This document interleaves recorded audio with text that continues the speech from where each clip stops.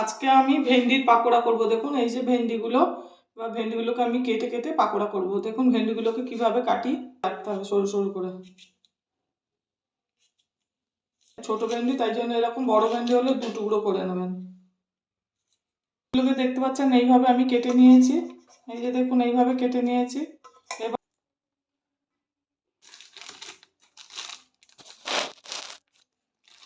2 চামচ বেসন দিয়ে দেবো, একটু চালের গুঁড়ো দেবো অল্প করে,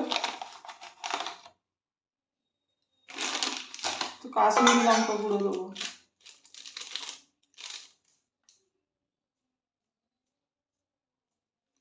একটু নুন দেবো।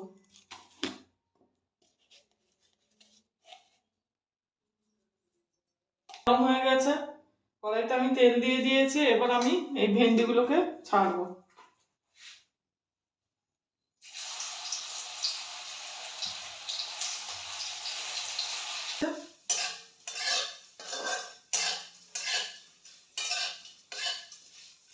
এবার এগুলোকে আমি নামিয়ে নেবো। ঠিক আছে, এইভাবে বাড়িতে বানিয়ে করে খেয়ে দেখবেন, খুব ভালো লাগবে। আর আমার চ্যানেলটা লাইক, সাবস্ক্রাইব আর শেয়ার করে দেবেন।